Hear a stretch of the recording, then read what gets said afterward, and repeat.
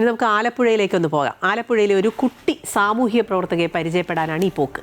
കായംകുളം സ്വദേശി 7ാം ക്ലാസ്സുകാരി ശ്രീബാല എസ് ബിനു ഏറ്റെടുക്കുന്ന പ്രവർത്തനങ്ങൾ പ്രായത്തിനപ്പുറം പക്വത നിറഞ്ഞ സാമൂഹിക ബോധ്യങ്ങളാണ്. ആ യുവ സാമൂഹ്യ പ്രവർത്തകയുടെ വിശേഷങ്ങൾ കാണാം. ശ്രീബാല എസ് ബിനു പ്രായം 12എങ്കിലും ഏറ്റെടുക്കുന്ന പ്രവർത്തനങ്ങളിലും നിലപാടുകളിലും പ്രായത്തിനപ്പുറമാണ് പക്വത. ജില്ലയിലെ ഏറ്റവും പ്രായം കുറഞ്ഞ സാമൂഹ്യ പ്രവർത്തകയായി മാറിയ ശ്രീബാല സാമൂഹ്യ പ്രതിബദ്ധതയോടെ ഏറ്റെടുക്കുന്ന വിഷയങ്ങൾ മാത്രം മതി ഈ കുരുന്നിന്റെ സാമൂഹ്യ ബോധ്യത്തെ അടയാളപ്പെടുത്തുവാൻ.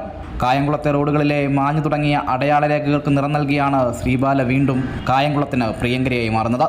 ദേശീയ പണിമുടക്ക് ദിവസമായിരുന്നു 7ാം ക്ലാസ്സുകാരി ചായവും ബ്രഷുമായി റോഡിലിറങ്ങിയത്. അപകടമുണ്ടാക്കുന്ന ഹമ്പുകളിൽ വെള്ള പെയിന്റ് അടിച്ച് വാഹനയാത്രക്കാർക്ക് സുരക്ഷിത യാത്ര ഒരുക്കുകയായിരുന്നു ലക്ഷ്യം.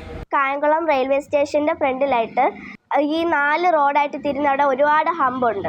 ആ ഹമ്പ് ഉണ്ടെന്നറിയാത്ത രീതിയിലാണ് ഇരിക്കുന്നത്. അന്നേരം നമ്മൾ ഈ വണ്ടി പാഞ്ഞു വരുമ്പോൾ ഹമ്പിന്റെ മണ്ട കൂടെ ചാടി ഒരുപാട് അപകടങ്ങൾ നടന്നിട്ടുണ്ട്.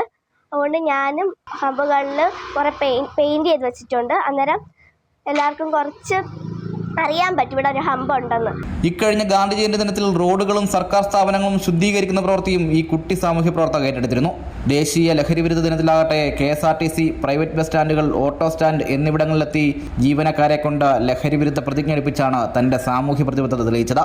പരിസ്ഥിതി സംരക്ഷണത്തിന് വേണ്ടിയും പ്ലാസ്റ്റിക് മാലിന്യങ്ങൾ കത്തിക്കുന്നത് ഒഴിവാക്കുന്നതിന് വേണ്ടിയുള്ള ബോധവൽക്കരണത്തിന്റെ ഭാഗമായി കായംകുളം മുനിസിപ്പാലിറ്റിയുടെ മതിലിലും ഗവൺമെന്റ് ബോയ്സ് ഹൈസ്കൂളിന്റെ മതിലുകളിലും ശ്രീബാല വരച്ച ചിത്രങ്ങൾ ശ്രദ്ധേയമാണ്.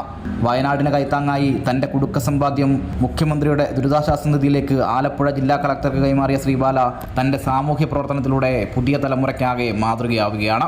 അമൃത ന്യൂസ്, ആലപ്പുഴ.